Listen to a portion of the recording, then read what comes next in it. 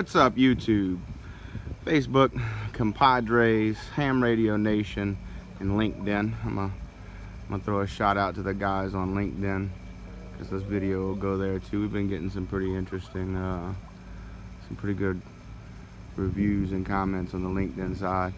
This is Samrock, K5MOB. Today we're going to be working on the 2005 GMC. This is a GMT800 line.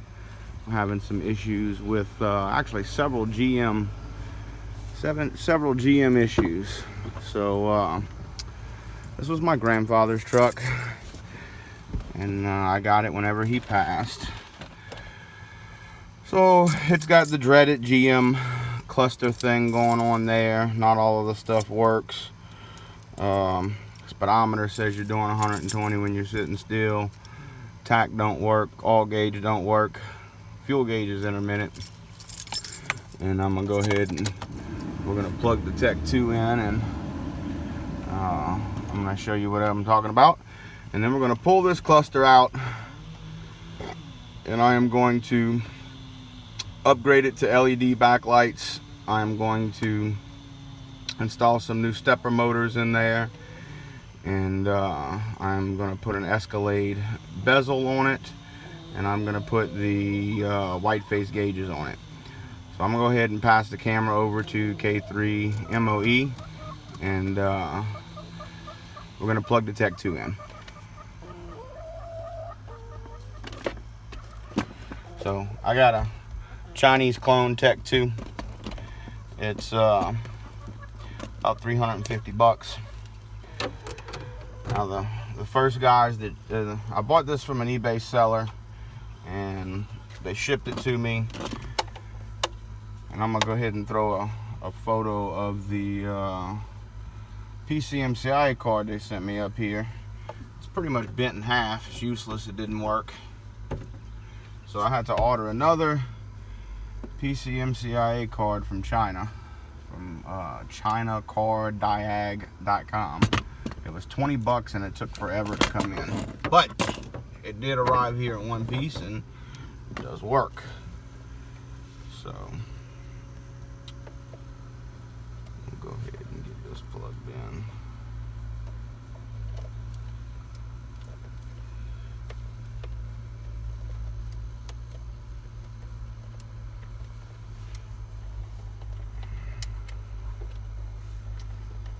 Now this Tech 2, I don't know if the original GM Tech 2s can be powered from the OBD2 all data link connector.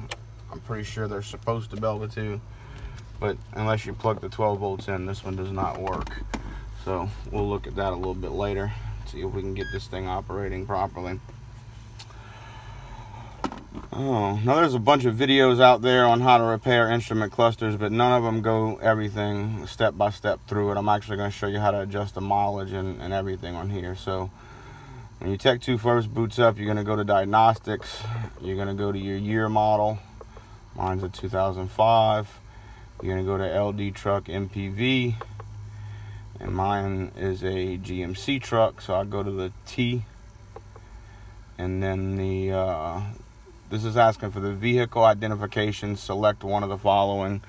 And this is the 5th digit in the VIN. So my 5th digit is C. And then we're going to go to body. And yes, I have the base radio. And I have a manual HVAC for right now. Now it's telling me that the OnStar, it's not responding, that this truck does not have OnStar. And it's going to tell me the digital radio because this truck does not have digital radio. So we hit OK on both of those, and I'm going to go down to the instrument panel cluster,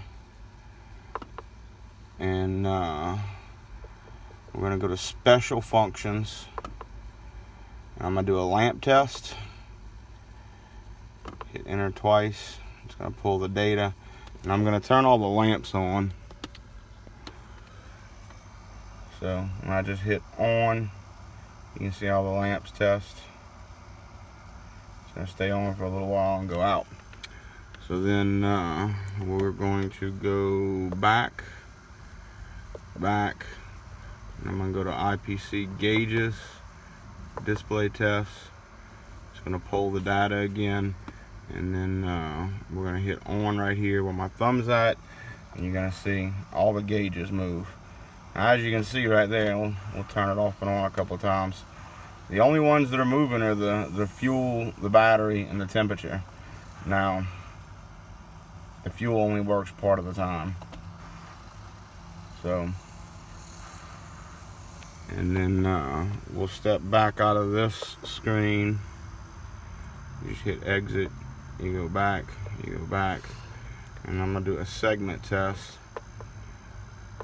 Enter twice on here, it's gonna pull the data, and then this on button right here turns it on again. So that's gonna turn on right there where it says odometer error. It's gonna be sure all those little things work. So, this cluster has an additional issue. The little SPI chip that's in there is bad. I'm going to remove the SPI chip and flash it with a firmware load, or should I say, flash it with the memory from another cluster, and then we're going to go through and edit the mileage and the VIN on that. Alright, so we'll go ahead and pull the gauge cluster out now.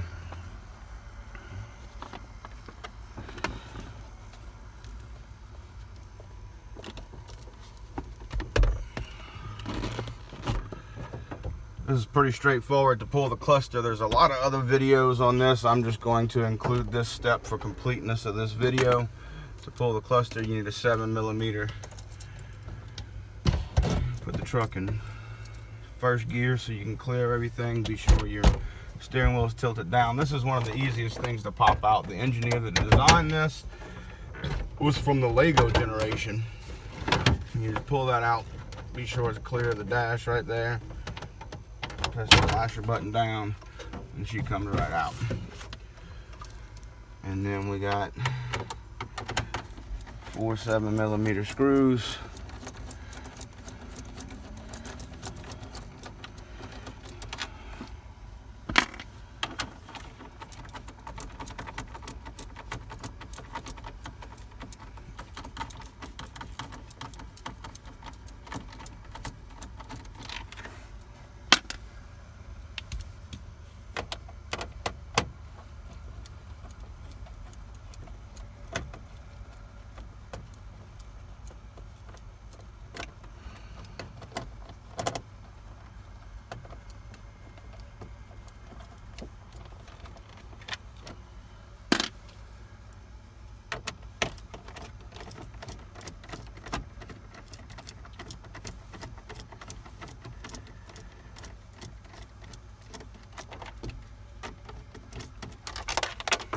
Oh, that one fell on the floor. We'll grab it here in a minute.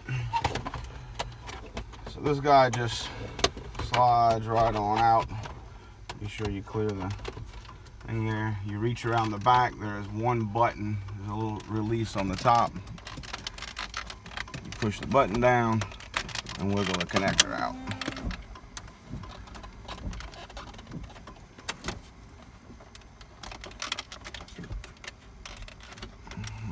Get the button to press. There it goes. So there's just a little, you got to get there and press on that, and it just releases that connector. All right, well, let's go inside. All right, so we're at the electronics desk with the gauge cluster from the vehicle. This is the one with the error message that I had showed you earlier, and we're gonna go ahead and pop it apart and see if we can get it working. So, and this is just a pick from Harbor Freight. Just use that to pop up and out on the top. Actually, we're gonna pull the front off first. Glass. And I got another pick around here somewhere. Oh, I don't know where the other one went. Here it is. This is just just a hook pick, I'll reach in here, just right up in here, and kind of pull out on that a little bit to get those started as they come off.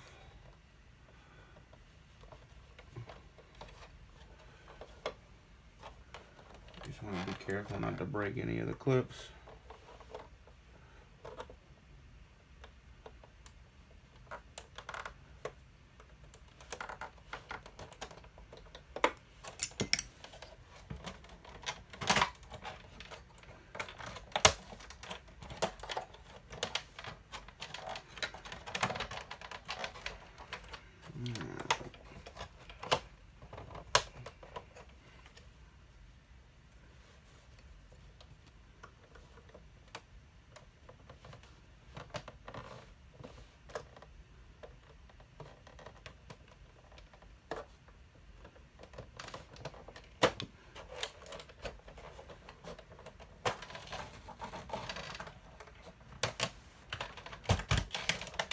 This one's being a sucker.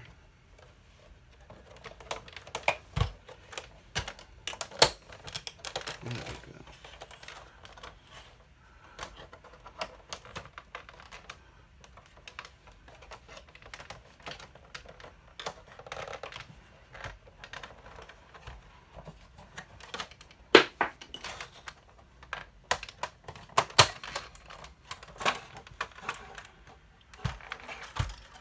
Alright, one cluster removed. Now I'm going to be replacing this with a cover from an Escalade.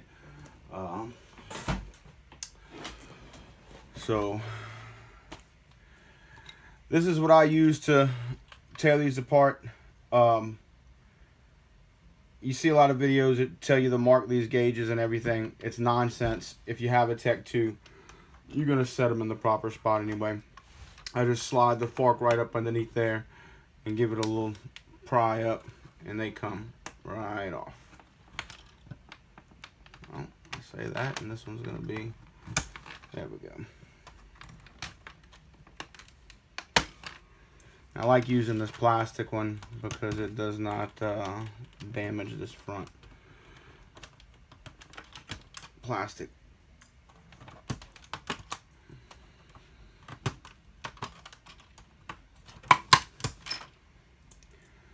We're going to put all these needles in a storage bin because we're going back with LED, and I won't be using the orange ones on here anymore.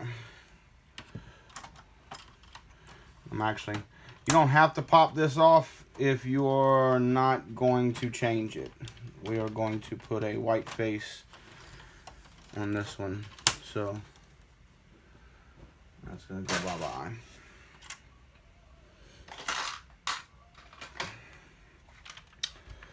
Alright, now we'll finish popping the back ones off.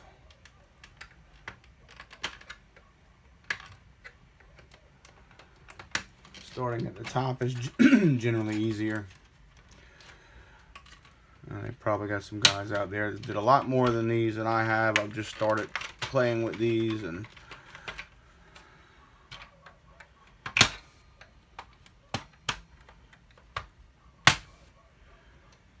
alright. We'll pull the board out. We'll set this stuff over on the side.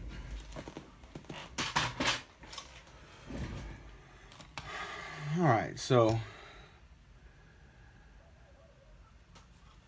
this is a 05, so the app mill is actually located right here. If I was just going to be reprogramming this app mill, I'd use something like this and clip on that chip. But this one's actually got a problem with it, so we're going to replace it. You see the heat that's around these right here? See all that discoloration? You're going to want to touch up the solder on these right here. And you're going to want to touch up the solder on some of the components in here.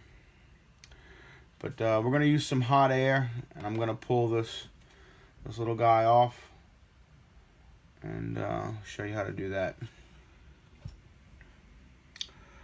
So what I'm going to use is this is a Chinese hot air gun.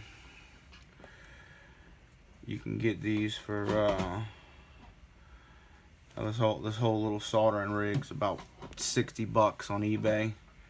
It's a fairly good rig.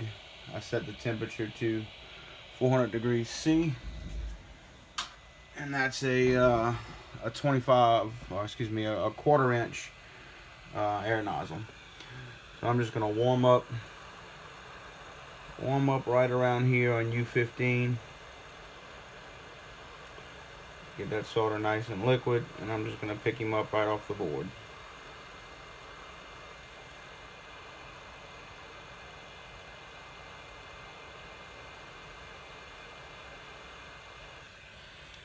Alright, so there he is, desoldered. I'll let that cool off in the tweezers for a little bit, and then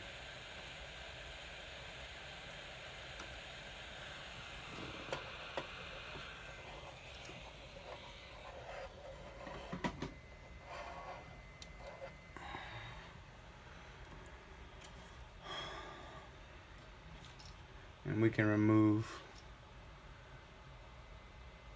one of these motors. I'm not going to show you deconstruction of all the motors here because they're all pretty much the same.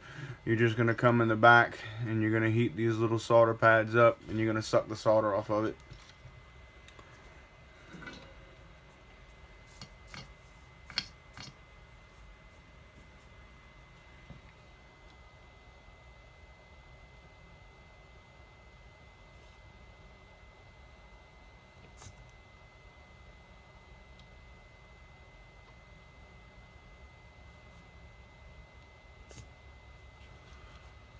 I use a couple of different irons.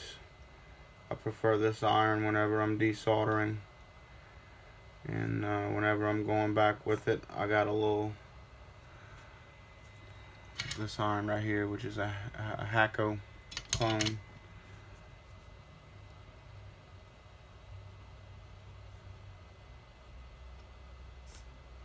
I'm gonna try not to get these things too hot.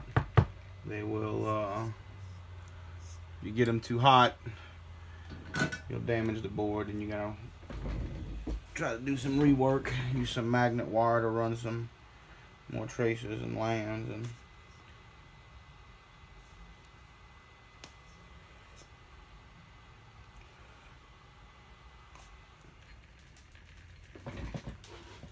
just cleaning out my little solder sucker here. Alright, so I'm going to try to straighten up these leads coming off of there.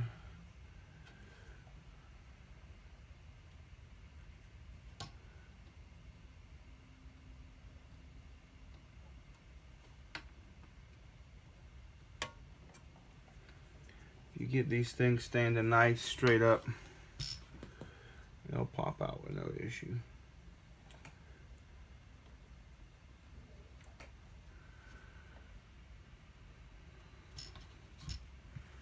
Still got a little solder on this one right here.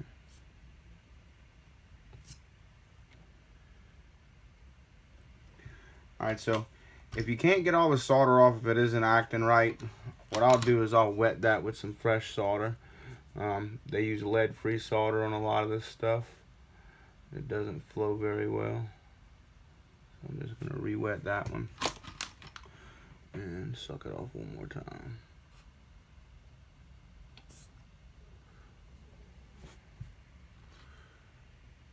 Alright. The motor should just pop right off, and I'm just gonna, this one's still acting a little hanky, so I'm just gonna heat it up and pull it off like that.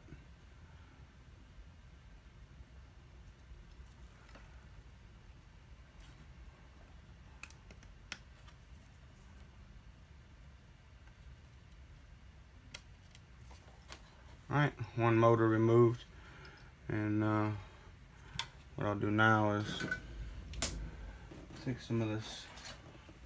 This is just a copper braid, and just clean up those pads a little bit.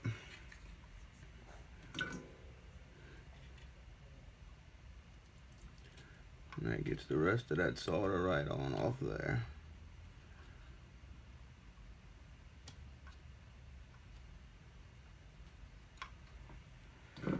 Alright. So we'll go ahead and jump on over to the computer part of this. Now, normally what I would do here is take this Atmel that came off of there, and I would put it in this adapter, and then we would read it in the programmer. But we know that one's damaged. So what I'm going to do is grab a new chip. And these things are cheap. You can buy these from findchips.com or I've even seen them for sale on Amazon for about $1 a piece. So I'm going to pull that chip out of there. And you just depress this guy, and it goes on the programmer with to the back side. And you just want to be sure that those chips are lined up real nice in there. And I just lost the chip. Oh boy.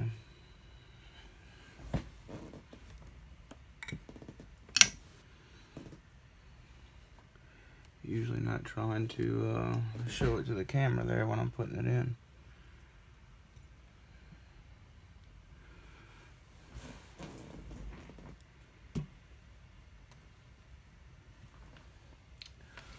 Oh, I have no earthly idea where that one went, so we'll grab another one.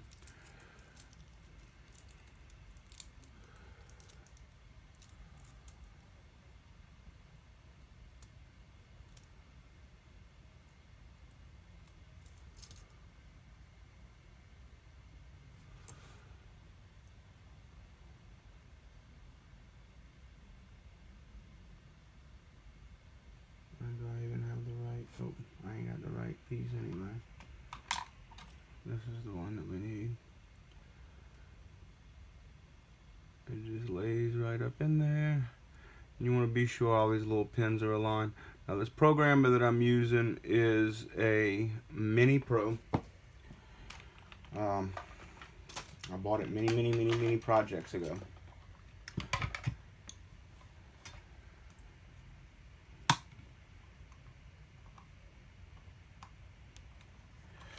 Get the chip in the programmer, and the adapter in the programmer. And then we're going to connect it to the computer.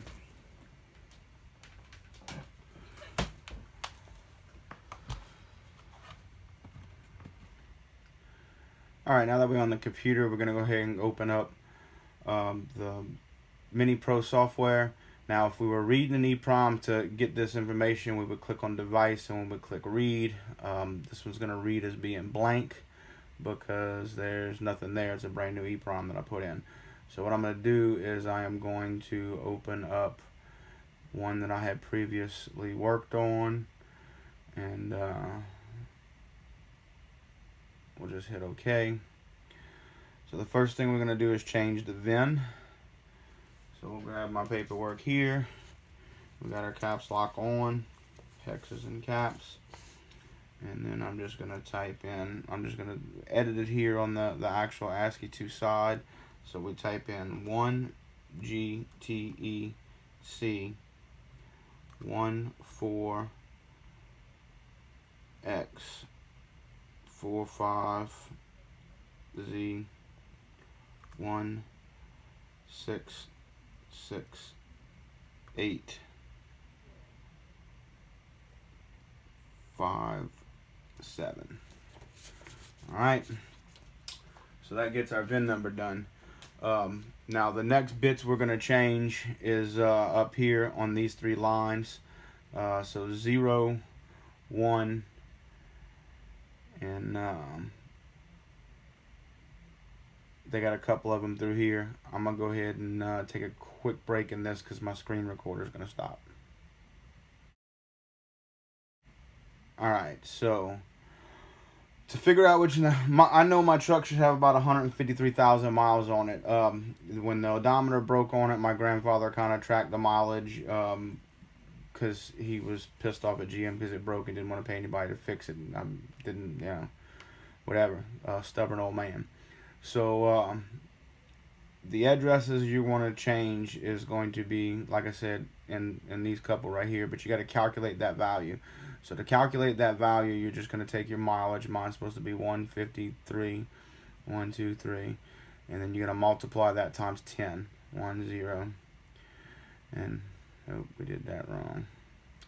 So 153,123,153,000 times 10 equals. So and you're gonna go over to a hex calculator. You want to go from decimal to hex. So when you enter in 153,000 multiplied times 10, it's going to give you 1758.90 is going to be your hexadecimal number. So the mileage is stored in these bits, so we're going to do 17 in this one, 58 in this one, and let's see, B, 1758.90, and then 1758, and 7 is 90, and then 1758, and then we're going to come down to this one here is 90. So you're editing on line 0, you're editing position 0, 1, and Bravo, B.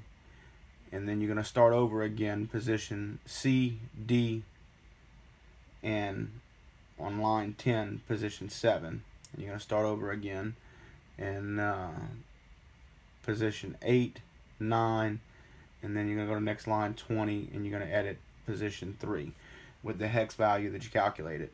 At this point in time, all we have to do is go to device and hit program, and that's it. It's ready to go. We solder it back to the board. So I'm going to go ahead and change out the rest of these motors and install this eeprom. And what I'm doing now is pulling the LEDs off.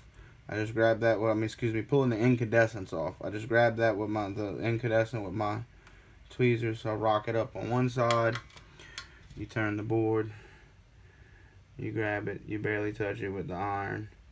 And she comes right off the other side.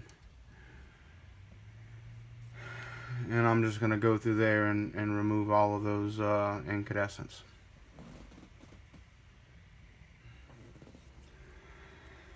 Alright, so I got all the motors, all the stepper motors removed. I got all the incandescent bulbs removed. The next thing I'm going to do is prepare to put my LEDs on.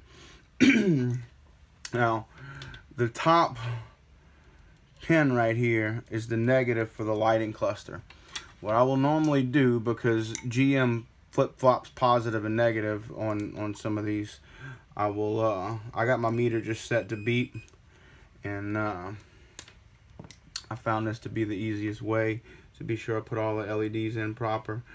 I grab that pin and I check, and if it's got a negative, if that's the negative one, I put negative by that one, and I go to every one of my mounting points,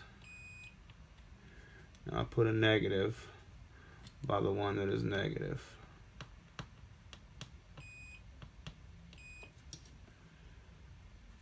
So that I know the LEDs are going to be in the correct polarity.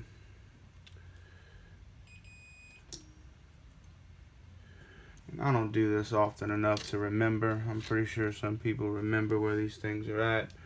It's not like I repair clusters. I've done a handful of these throughout my time. I used to work at a music shop, and we'd do some stuff like this.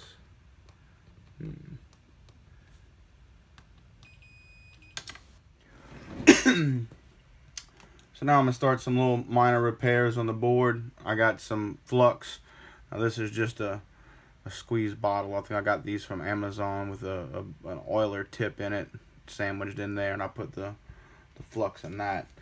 But I've applied the flux to the board, to these little chip resistors, and then I'm going to go ahead and heat them up and just put a little bit of actual leaded solder on there and get that to flow real nice. And that's a common problem with the displays going out, but I'll just go ahead and solder some of that on each one of the chip resistors, and be sure and look at all the little hot spots. Be sure we ain't got no cold solder joints. Apply some flux and touch it up. Alright, so got all the motors put back in, got all the LEDs. You can see these, this is 3 surface mount LEDs on a little circuit board. When I did these in the past, this is actually the first time I've ever installed blue LEDs. It's been quite a while since I worked on these. We used to use flat LEDs like that whenever I worked at the music store. So, actually this is the first one of these repairs I get to make with a Tech 2. But what I wanted to show you was, it was real common. We used to change these motors out years ago. Whenever I went to go clean that one up, the LAN, see this little circle pad, the LAN came off. So what I did was I took an X-Acto and I just barely nicked the ground on either side to clean it up. And then I took that pin and I laid it over right here by this other junction. And I heated the pin a little bit and then put some solder on there to make a solder bridge to fix that. That's the only one on this board that did that. But I wanted to get a good video of that to show, because sometimes I work on all kind of electronics, and you know, you damage land sometimes. But GM was these things are really thin. So I'm gonna go ahead and solder the rest of these. Now whenever I solder these, what I like to do is I put most of my heat, let me get back over here where you can see this. I put most of my heat on this vertical pin, and then, you know, tin the pin and then let the solder fall down, and don't leave it on that LAN very long, because you need to use just the amount of wattage, correct wattage on the iron. You don't want to use a real hot iron and burn those LANs off the board. All right, so we're now at the point where I learned how to work on instrument clusters. This was real popular back in the late 90-ish, early 2000s, whenever I was working in the music shop. We would take the clusters apart and we would put this white back face in there. So, as you can see, we got, my mileage is reading now. It should be in the truck, and I got all the blue LEDs in there. But before, whenever we would do this, and this is why I said earlier, I don't understand why people mark the gauges. You're putting new stepper motors in there. So that motor is now, whenever I power this cluster up, it's got everything where it thinks it should be at. I didn't use a Tech 2 in previous years to do this, because we didn't have one and they were very expensive. So what I'm going to do is I'm going to take the Tech 2 and I'm going to tell all the gauges to go to their max setting, and I'm going to install the needles at the max settings. And then I'm going to tell the Tech 2 to zero the gauges back out, and we should have a fully calibrated gauge without worrying about marking and moving things around and all the other rigmarole. So again, we're just going to do like we did earlier. I'm going to, I was actually already just testing the lights. So we're going to go to IPC gauges. We're going to hit enter. We're going to hit enter. It's going to talk to it. We're going to hit on. So all my gauges right now, my stepper motors are at their max, where they should be at. They're all the way at the end of the run. And I'm going to grab the needles. So I got brand new needles from these guys. No relation, just somebody that I got online and bought needles from.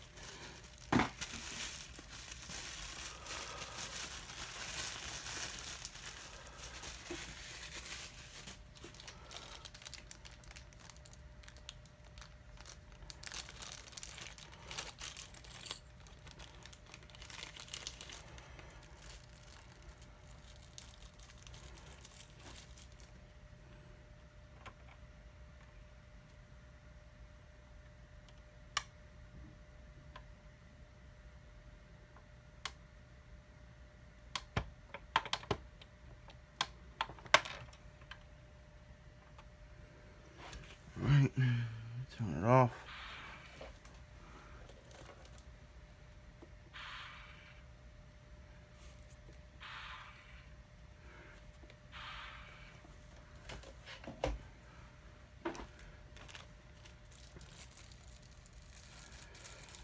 So I feel that's going to probably work out the best because I know where my highs are at. We know what it's expecting. Push that down all the way. Now, if you noticed earlier, this instrument cluster did not have a transmission temperature. Because the replacement gauge face that I ordered had it, I went ahead and soldered the motor in. I do believe that it will work. If it does not work, then I will have to add a calibration to the gauge set. And if that's the route we got to take, then you guys are going to go with us. We're going to figure that out. I might pull him back off. I'm not sure if I want him right where he's at.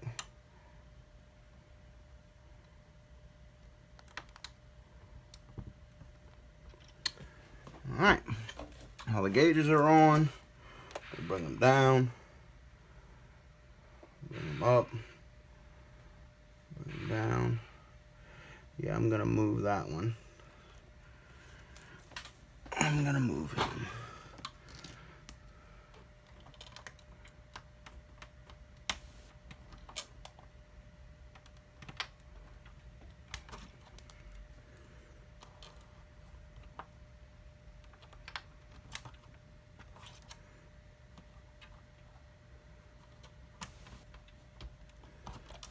Sucker's a booger to get off.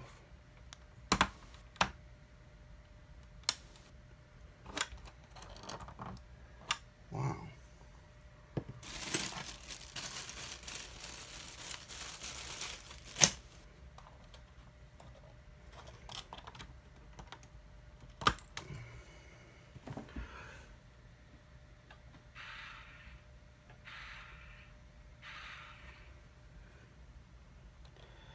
Hope I didn't mess up that stepper motor. It was a little bit of a booger to pull that guy off.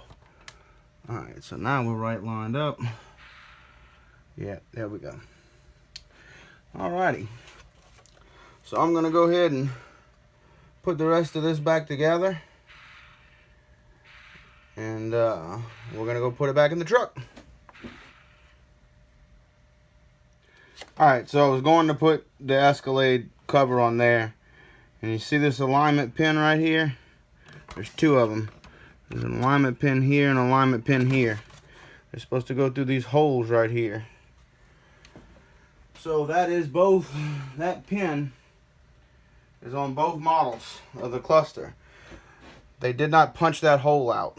So I just took a hole puncher, I put the front glass on there, I pushed the front glass on down and kind of made a mark in the gauge face, and then just took a hole puncher and punched the whole alignment hole. Now the gauge cluster all snaps together. So I just wanted to make a quick note of that. That's what she looks like together. Oh, this harness. I know a lot of people's probably going to ask me questions about this harness. Okay. I went to the junkyard. I got this connector. And I got the OBD2 connector. Okay. And if you look up pinout, your first two wires on here is ground. And you can find this. This is in the manual. You can go online and get the manual. Your first two wires right here is ground. And that's going to be A and B12. And then A and B11 is both positives. And B9 is a positive. This is B, I think that's B6 is your data. You have to look in the schematic. I'll post a link to this below. And then these three are for the DICs, the Driver Information Center. So the reason why I put those in there is I'm going to redo this with a box where I can take this setup to the junkyard. And it's just powered from 12 volts. So I got a I got an 18650 12-volt battery pack, and I can take my Tech 2 in the junkyard and I can power up instrument clusters and see if they work or whatever. That way I can try to jew them down. If I see any motors or whatever that's not working, I'm gonna try to get that instrument cluster at a better price. I will probably start rebuilding some of these and listing them on eBay, just because I have all the goodies to do it. Alright, so we're in the truck. As you can see, I got the white face gauges on, and the LEDs just look so brilliant. And I got a little light up here.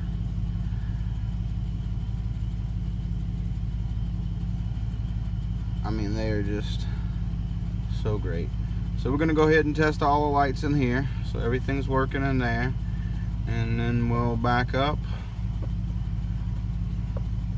and we'll do the gauge test again in the vehicle. Bring everything to max, so all the gauges are working, and off. And as you can see, my odometer's reading correct.